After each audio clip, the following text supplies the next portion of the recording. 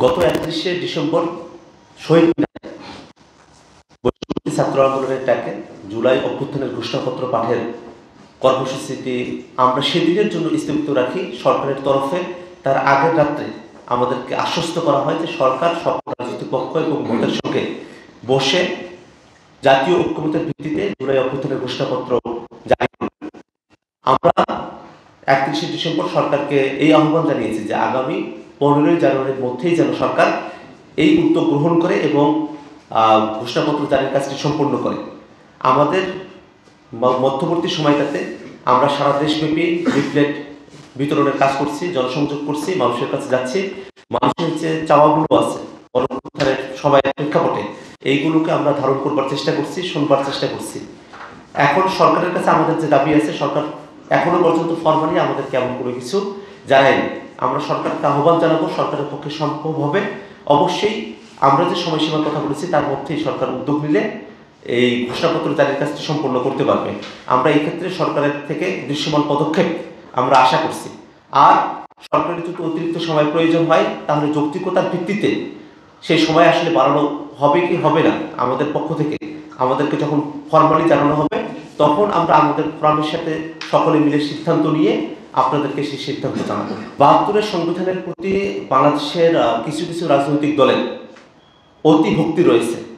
আমরা দেখি যে তারা 72-এর সংবিধানকে তারা 71-এর মুক্তিযুদ্ধের সাথে সমানভাবে তারা ব্যাখ্যা করবার চেষ্টা করছেন। আমরা এখানে খুব স্পষ্ট করে বলেছি যে 71-এর মুক্তিযুদ্ধের যে আকাঙ্ক্ষা, সাম্য, মানবিক মর্যাদা, সামাজিক সুবিচারের যে বাংলাদেশ হবার কথা, সেই আকাঙ্ক্ষাকে 72-এর সংবিধান ধারণ করতে, একই সাথে আমাদের 24-এর অভ্যুত্থানের স্পিরিট এবং 71-এর মুক্তিযুদ্ধের স্পিরিট এবং আমাদের ব্রিটিশ বিরোধী আন্দোলনের সময় থেকে নিয়ে পাকিস্তান আন্দোলন প্রত্যেকটা সময় আমাদের যে সংগ্রামের ইতিহাস আছে সেগুলোকে ধারণ করে ঐতিহাসিক ধারাবাহিকতাকে অক্ষুণ্ণ রেখে এবং জনগণের যে জীবনমান, জনগণের যে নিরাপত্তা, জনগণের যে মানবিক মর্যাদা, ডিগনিটির যে প্রশ্ন এবং সমস্ত ফেসিবাদী ব্যবস্থার সময়টাতে যে ধরনের অন্যায় অবিচারগুলো হয়েছে, গণহত্যা সংঘটিত হয়েছে সেগুলোর বিচার এবং বাংলাদেশে যাতে কোনোভাবে আর ফেসিবাদ ফিরে না আসে সেই লক্ষ্যে একটি নতুন সংবিধানের প্রত্যাশা আমরা ব্যক্ত করেছি।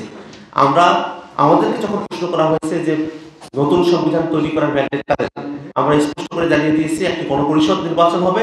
সেই গণপরিষদ নির্বাচনে যারা জয়ী হবে তারা জনগণের প্রতিনিধি হিসেবে নতুন একটি সংবিধান প্রণয়ন করবার ম্যান্ডেট নিয়েই তারা সংসদে আসবেন। যে 5000 ড্রোন যে একটা ড্রোন শো করার কথা, আমি যতটুকু জানি এখন পর্যন্ত এই অর্থ বাংলাদেশ সরকার বহন করছে না। এটা চায়না সরকার, চীন সরকার এই অর্থটা বহন করছে। খুব সম্ভবত বাংলাদেশ সরকার তাদেরকে চার্জ দেওয়ায় ড্রোনগুলোকে এবং সেগুলোকে সেই সময়ের জন্য রক্ষণাবেক্ষণের যে কস্ট শুধু সে তা ব্যয় করতেছে আর কি। অতএব এই বিশাল যে অঙ্ক, সে অঙ্ক বাংলাদেশ সরকার আসলে ব্যয় করছে না, সেই সংখ্যাটি আসলে চীন সরকার ব্যয় করছে।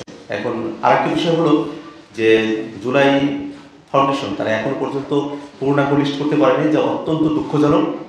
আমরা আমাদের প্রতিষ্ঠার যে দিন, আত্মপ্রকাশের দিন 8 সেপ্টেম্বর থেকেই শহীদ এবং আহত যারা আছেন তাদেরকে নিয়ে আমরা আমাদের পক্ষ থেকে সর্বোচ্চ দায়িত্বশীলভাবে তাদের সাথে যোগাযোগ রাখা এবং একই সাথে তাদের নানাবিধ যে প্রয়োজনগুলো আছে তার পাশে দাঁড়াবার আমরা চেষ্টা করেছি অতীত।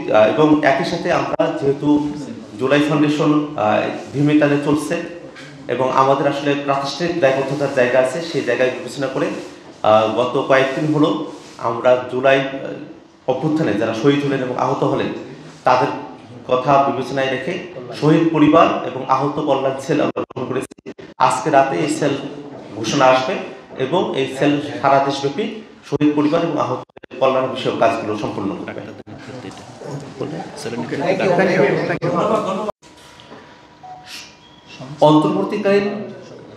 অন্তর্বর্তীকালীন সরকার বিভিন্ন সেক্টর এবং প্রতিষ্ঠানগুলোর জন্য সংস্কার প্রস্তাবনা তৈরি করবে।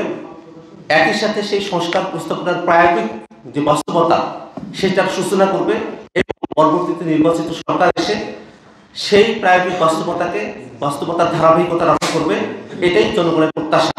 অতএব যে বক্তব্য এসেছে যে নির্বাচিত সরকার ছাড়া সংস্কার সম্ভব, এই বক্তব্য জনগণের আকাঙ্ক্ষার বিপরীতমুখী বক্তব্য। আমরা এই বক্তব্যের সঙ্গে একমত নই।